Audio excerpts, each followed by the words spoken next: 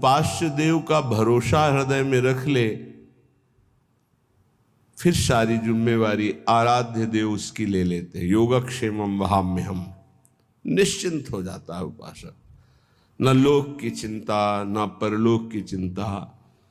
बड़े से बड़े भय के अवसर पर भी हृदय में एक अद्भुत शीतलता, एक अद्भुत आनंद की उपस्थिति रहती है, क्योंकि आराध्य देव उसके हृदय में प्रकाशित हो गए हैं।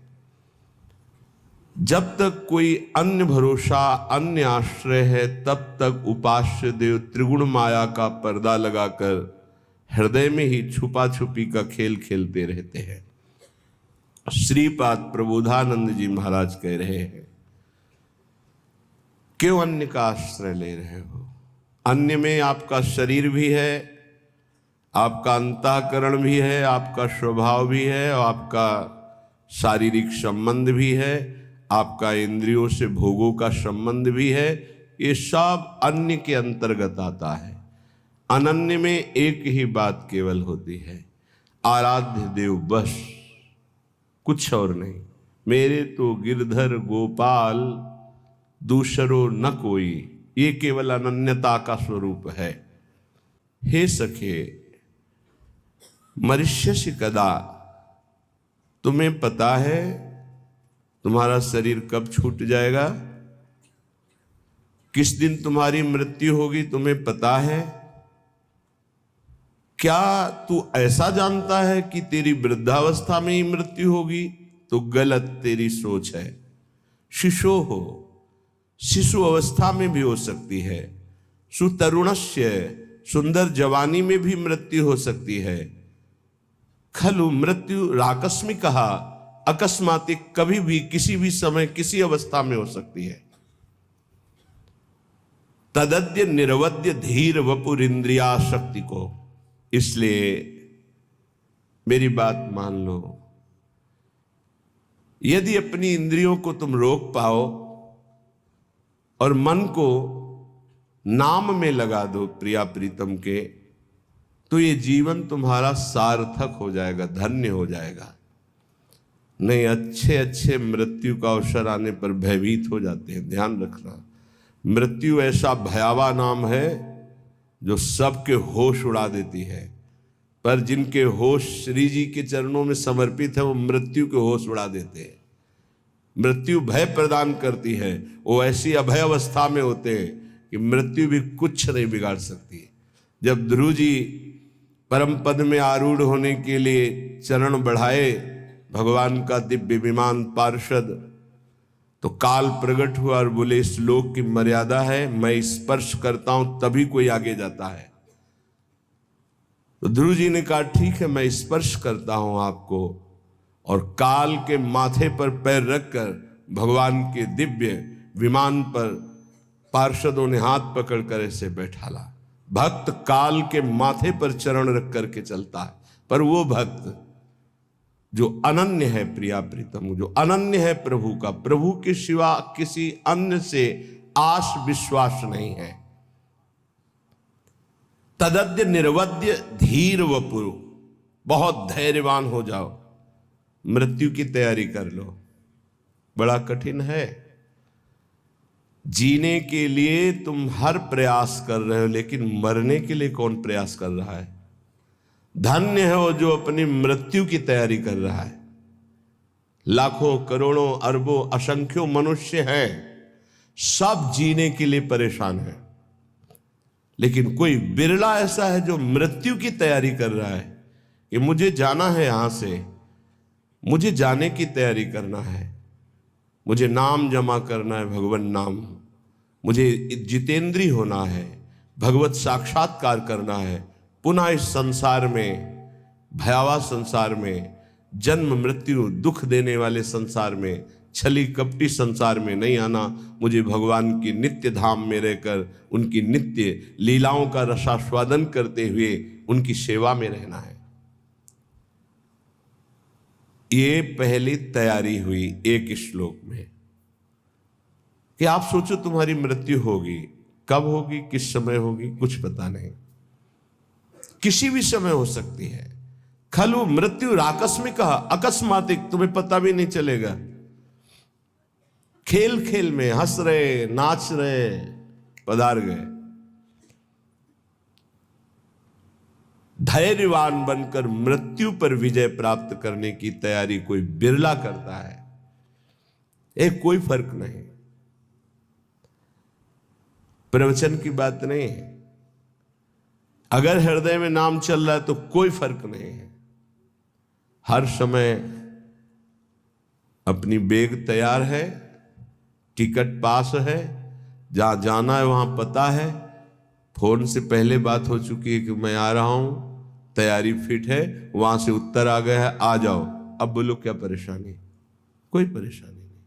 जिसकी तैयारी नहीं होती, अचानक कोई बात होती है, वो परेशान हो जाता है। जैसे आपके घर में अचानक 50 लोग आ जाए, अब आप परेशान हो जाएंगे।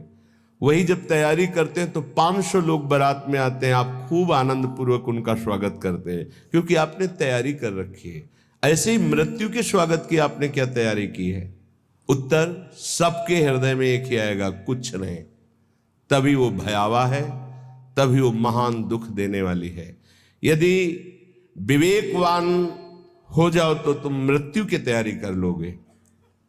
वो आखिरी तैयारी गुरु कृपा से होती है, और जिसने वो तैयारी कर ली वो निर्भय हो गया, निश्चिंत हो गया, निशुक हो गया। ये तैयारी हम क्यों नहीं कर पाते? क्योंकि हमें यहां सब कुछ प्रिय लग रहा है। ये देह प्रिय लग रहा है, मकान प्रिय लग रहा है, पुत्र पत्नी परिवार प्रिय लग रहा है, तो हम तैयारी यहां की सब कुछ कर रहे हैं। लेकिन हमको ये पता नहीं कि अचानक हमारा ट्रांसफर हो जाएगा, अचानक हमारा शरीर छूट जाएगा, और उसकी तैयारी ना होना सबसे बड़ी हानि होगी।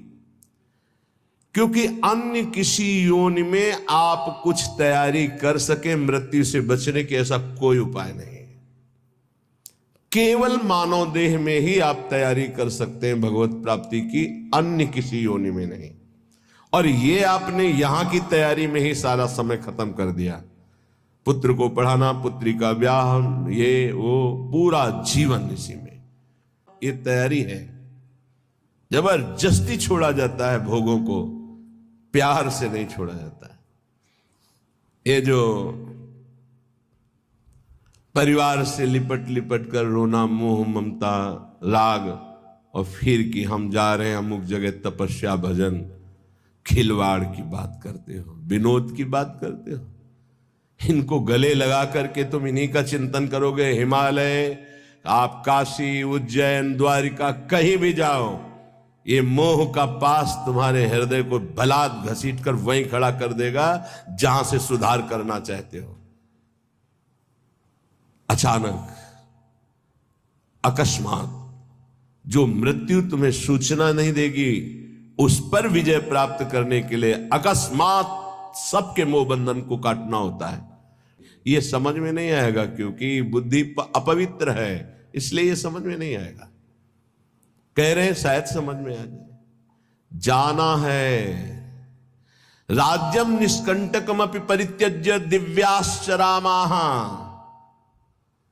दिव्य अर्धांगिनी स्त्री जो बहुत दिव्य है, देवी है, सुंदर है, स्वभाव सुशील है, एक क्षण में छूट जाएगा। तुम्हारा राज्य वैभव एक क्षण में छूट जाएगा।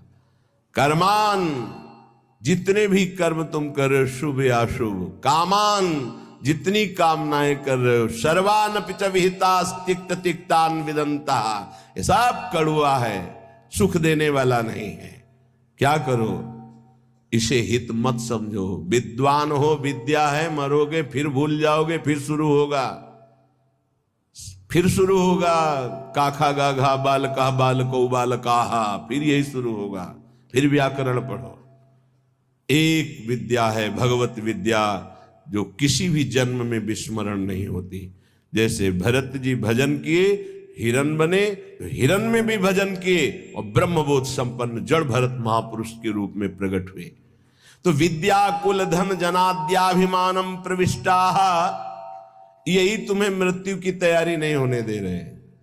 तुम्हारा वैभव, तुम्हारा सम्मान, तुम्हारी पत्नी, तुम्हारा पुत्र, तुम्हारी विद्या, तुम्हारा कुल, तुम्हारा धन, तुम्हारा परिवार, मित्र आदि, इनमें जो अपनापन हो चुका, अभिमान, अहमता, ममता, यही भगवत प्राप्ति में सबसे बड़ी बाधा बन रही है। क्या करें? बोले धन्य भाग है उनका जिन्होंने इन सब से राग त्याग कर प्रिया प्रीतम के चरणों में अनुराग प्राप्ति के लिए कमर कस के ये सी वृंदा विपिन मपुनर निर्गमास्तान नमामः। अब मैं अपने जीवन को वृंदावन में समर्पित करता हूं मृत्यु के लिए। पुनः इस श्रीधाम से कभी वापस शरीर नहीं जाएगा। तो बोले नमामः, मैं उसे नमस्कार करता हूं कि उसने मृत्यु पर विजय प्राप्त कर ली, मृत्यु की तैयारी कर ली है। अगर समझ में आ जाए कि मृत्यु की तैयारी अब करनी है, शरीर हमारा अब किसी काम का नहीं रह गया, सारे कर्तव्य संसार के बने ही रहेंगे, कभी पूर्ण नहीं होते। आज तक कोई ऐसा हमें नहीं मिला कि हमारा सारा कार्य पूर्ण हो गया, अब मैं सब कुछ त्याग कर भजन करता हूं, कभी ऐसा नहीं मिला। जब उसको भजन की बात आएगी तो लड़ना पड़ेगा, आसक्ति राग छोड़ना पड़ेगा। श्रीपाद कह रहे हैं कि विद्या का, कुल का, धन का, जन का, पत्नी का, राज्य का, वैभव का, जीने का, यही माया के द्वारा प्रकट किया हुआ ऐसा राग है जिससे जीव अपने मानव देह को इनमें व्यर्थ करके भगवत प्राप्ति की तैयारी नहीं कर पाता।